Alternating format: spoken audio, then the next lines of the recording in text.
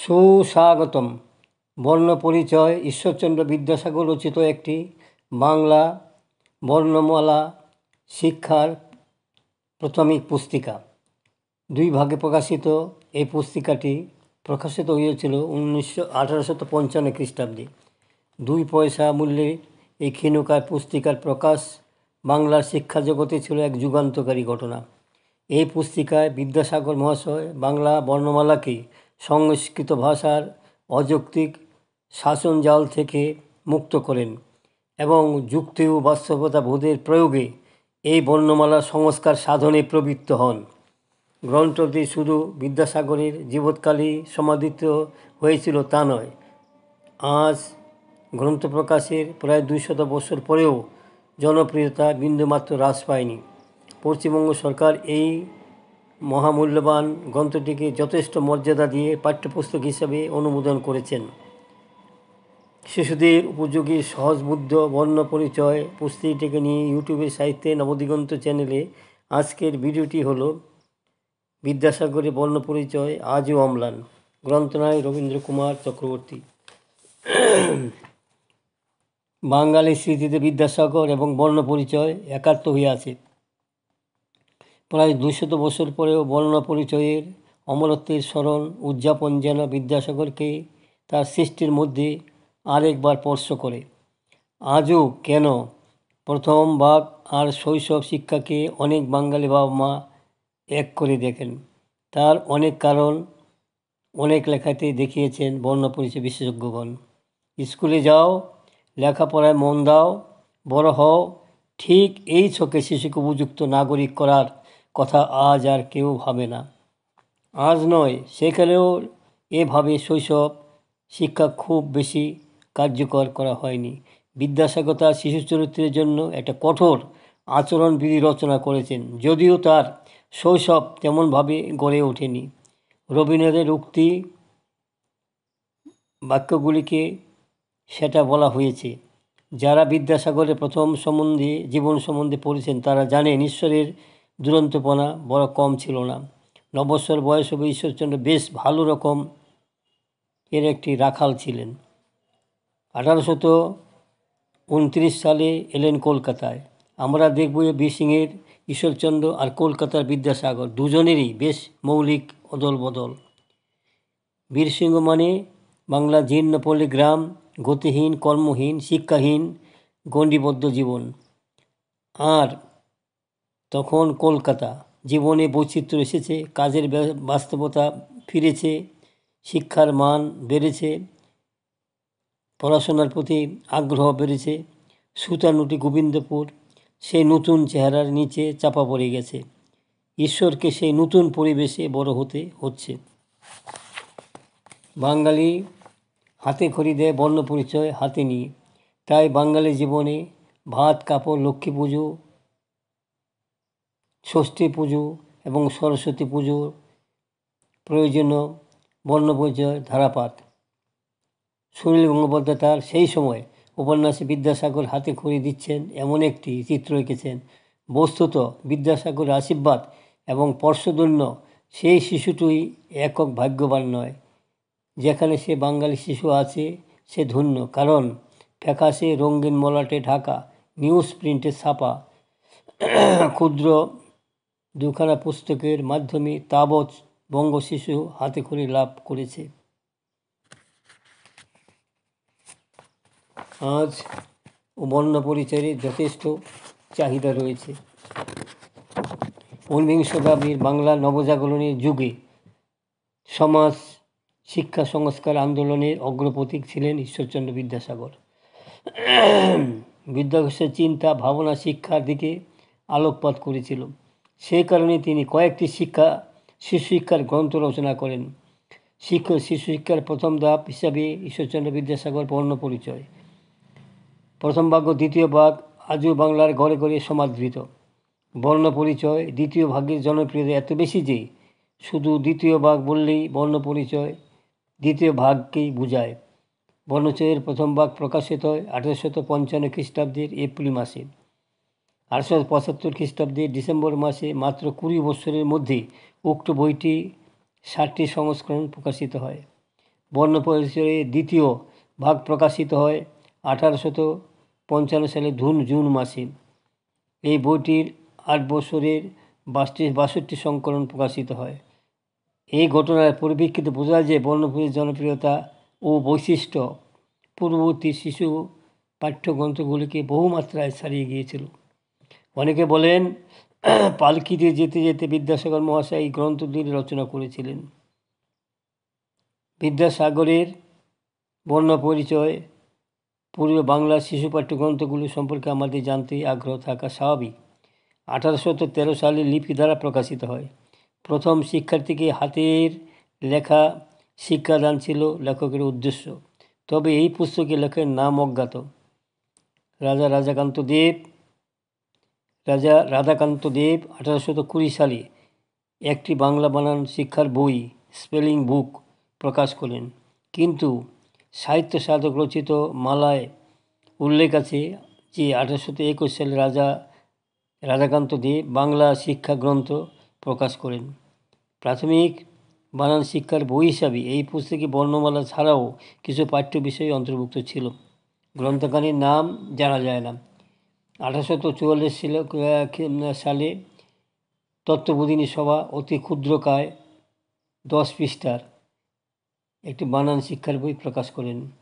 পাত্রী লং সাহেবের উপরোক্ত তালিকা থেকে বোঝা যায় যে বাংলা শিশু শিক্ষার উপযোগী উল্লেখযোগ্য পুস্তক তখন রচিত হয়নি। সেই ক্ষেত্রে অভিনব প্রতিভার প্রথম সাক্ষাৎ পাই কবি মদনমোহন তর্কালঙ্কারের প্রকাশিত শিশু শিক্ষা গ্রন্থে। 1849 সালে ভারত বন্ধু ড্রিঙ্কওয়াটার বিতিন সাহেব কলকাতায় একটি বালিকা বিদ্যালয় প্রতিষ্ঠা করেন। মদনমোহন তর্কালঙ্কার ছিলেন প্রথম থেকেই বিদ্যালয়ের উৎসাহী পৃষ্ঠপোষক। তাই তিনি তার 2 কন্যাকে বিটন প্রতিষ্ঠিত ওই বালিকা বিদ্যালয়ে ভর্তি করে দেন এবং তিনি নিজে অবৈতনিক শিক্ষক রূপে বিদ্যালয়ে শিক্ষাদান কার্যে ব্রতী হন।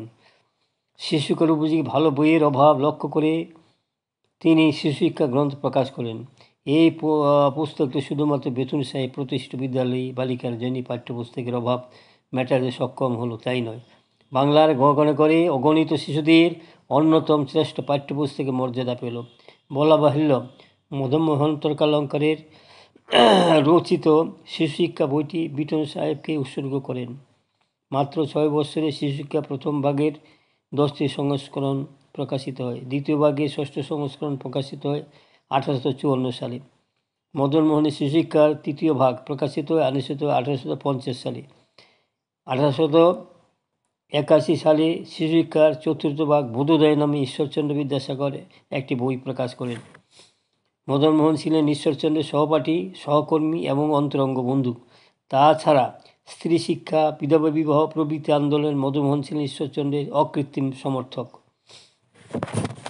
1850 সালে মদনমোহন সংস্কৃত কলেজের অধ্যাপনার চাকরি ছেড়ে অন্যত্র চলে যাওয়ায় শিশু শিক্ষার 4র্থ ভাগ রচনার সমুদয় দায়িত্ব ঈশ্বরচন্দ্র স্বয়ং গ্রহণ করেন। শিশু শিক্ষার প্রথম ভাগ, 2য় ভাগ প্রকাশের 6 বছর পর ঈশ্বরচন্দ্র বর্ণ পরিচয়ের প্রথম ভাগ ও 2য় ভাগ প্রকাশে যত্নবান হন।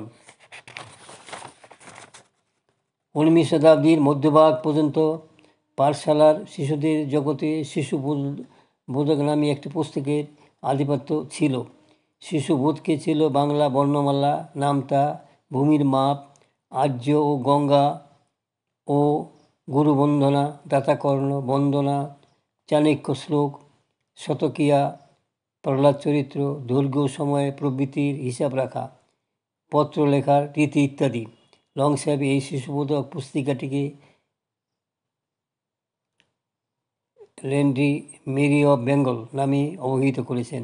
কবি রবীন্দ্রনাথের ছেলেবেলা ও সত্যেন্দ্রনাথ দত্তের ছন্দস্বরূপী গ্রন্থ থেকে জানা যায় যে তারাও শৈশবে শিশুবোধক বইটি পাঠ করেছিলেন। শিশুবোধকের স্থানাভিষিক্ত মদনমোহন তর্কালঙ্কারের শিশুশিক্ষা বইটি থেকে শিশুশিক্ষা পদ্ধতি ও লক্ষ্যকে মধ্যযুগের তামসিকতা কাটিয়ে আধুনিককালের আলোকোজ্জ্বল বর্ণচ্ছটায় অবগাহন করল। মদনমোহনী গণিত প্রভৃতি ব্যবহারিক শিক্ষাকে ভাষা শিক্ষা থেকে স্বাতন্ত্র্য দান করলেন। তার পুস্তকে হয় শিশুর আসল কবিতা পাঠের সূত্রপাত। 2টি পর্যায়ে প্রথম পর্যায়ে আছে 12 মাস 7 বার আসে আর যায়, লেখাপড়া করে যেই গাড়ি ঘোড়া চড়ে সেই। বলা বাহুল্য উপরোক্ত কবিতার শেষ সত্য দুটি প্রবাদ বাক্যের মতো আজও মানুষের মুখে মুখে উচ্চারিত হয়। সর্বশেষ পর্যায়ে আছে বাংলা শিশু সাহিত্যের পরশমণি বিখ্যাত সেই কবিতা প্রবাদ বর্ণনা। তার কয়েকটি সূত্র নিম্নে প্রদত্ত হল। গগনে উঠিল রবি লোহিত বরণ, আলোক পাইয়া লোক পুলকিত মন, শীতল বাতাস বয় জুড়িয়া শরীর, পাতায় পাতায় পড়ে নিশির শিশির, ওঠো শিশু মুগ্ধ পরনিজ বেশ, আপন পাঠেতে মন করহ নিবেশ। কবিতাটিতে আছে ছন্দ মিলের অপরূপ জাদুকাঠির ছোঁয়া আর শিশুচিত্তকে অতি সহজে আকর্ষণ করে। প্রত্যেক ছাত্রের 8 মাত্রার পরে যদি জ্যোতিচিহ্ন থাকায় শিশু অনায়াসে কবিতাটি আবৃত্তি করতে সক্ষম হয়। মদনমোহন তৎকালীন শিশুশিক্ষার স্বীকৃতি নীতি থেকে স্বতন্ত্র আনলেন ঈশ্বরচন্দ্র বিদ্যাসাগর বর্ণ পরিচয় প্রকাশ করে। ঈশ্বরচন্দ্র সংস্কৃত ব্যাকরণের উপক্রমণিকা 1853 খ্রিস্টাব্দে ঋজুপাঠ 3 ভাগে, 1851-52 ব্যাকরণ কৌমুদী 3 ভাগে, 1853-54 প্রকাশ্যে বর্ণ পরিচয় রচনায় মনোনিবেশ করেন। সর্বতেই ব্যাকরণগত বিচার বুদ্ধি ও ব্যাপক অভিজ্ঞতার পরিচয় পাওয়া যায় তার পুস্তকের প্রতিটা পৃষ্ঠায়। ঈশ্বরচন্দ্র মদনমোহন ছিলেন ভাবজগতের ক্ষেত্রে পরস্পর বিপরীত মেরুর ব্যক্তিত্ব। ঈশ্বরচন্দ্র ছিলেন নিপুণ গদ্যশিল্পী এবং মদনমোহন ছিলেন নিপুণ ছন্দশিল্পী। ঈশ্বরচন্দ্রের লক্ষ্য ছিল বর্ণ ও শব্দের চাক্ষুষ রূপ শিশু প্রত্যক্ষ করুক। সুতরাং তার শিশুপাঠ্য বইগুলিতে ছন্দবদ্ধ কবিতা জায়গা করে নিতে পারেনি। অপরদিকে তর্কালঙ্কারের বর্ণমালা শিক্ষাদানের পর শিশুর প্রথম পাঠের ব্যবস্থা করেছিলেন পদ্য দিয়ে, গদ্য দিয়ে নয়। কবিতার মিল ছন্দ ও শিশুচিত্তে অনাস্বাদীয় পুলকের সৃষ্টি করে এবং শিশু মন পরিতৃপ্ত হয়। মায়ের মুখের ছড়া শুনে যে শিশুর জ্ঞানের পরিধি বাড়তে থাকে তার পড়া আরম্ভ হয় ছোটো ছোটো ছড়া দিয়ে। কারণ ভাষা শুধু চাক্ষুষ বস্তু নয়, তা ধ্বনিময় ভাষায় প্রতীকও বটে। মদনমোহন এই সত্য উপলব্ধি করেছিলেন বলে শিশুশিক্ষার গ্রন্থে তিনি সুন্দর ছড়া রচনা করে শিশুশিক্ষার আয়োজন করেছিলেন। কর খল প্রভৃতি বানান শিক্ষার পর জল পড়ে পাতা নড়ে, এই আদি কবিতার সাক্ষাৎ রবীন্দ্রনাথ পেয়েছিলেন। রবীন্দ্রনাথ তার জীবন স্মৃতি গ্রন্থে যে উল্লেখ করেছেন ঈশ্বরচন্দ্রের বর্ণপরিচয় প্রথম ভাগ আছে জল পড়িতেছে পাতা নড়িতেছে। মনে হয় শিশুশিক্ষা ও বর্ণ পরিচয়ের প্রভাবে শিশু রবীন্দ্রনাথের প্রভাবিত হয়ে জল পড়ে পাতা নড়ে এই আদি কবিতাটি নিজেই রচনা করেছিলেন। তবু বলতে দ্বিধা নেই, বিদ্যাসাগর বর্ণ পরিচয় ছাড়া ছড়াছন্দের অনুপস্থিতি শিশু মনকে পীড়িত করে। ঈশ্বরচন্দ্র বিদ্যাসাগর গ্রন্থে বাংলা বর্ণমালার অনেক সংস্কার সাধন করেন। বিদ্যাসাগর বাংলা বর্ণমালার সংস্কৃতির অন্ধ অনুকরণ করেননি। বাংলা বর্ণমালা হিসাবে এখন আমাদের কাছে যা স্বীকৃত গৃহীত তা বিদ্যাসাগরের অবদান। বর্ণ পরিচয়ের অযোগ্যতা সম্পর্কে আজকের দিনে যে যাই বলুক না কেন, পরিস্থিত বলতে হয় শিশু শিক্ষার ক্ষেত্রে ঈশ্বরচন্দ্র বিদ্যাসাগর বর্ণ পরিচয় গুরুত্ব আজও অপরিসীম। বর্ণ পরিচয়ের 200 বৎসর পূর্তি লগ্নে আমরা একথা যেন ভুলে না যাই। বন্ধুগণ, আমার সংক্ষিপ্ত ভিডিও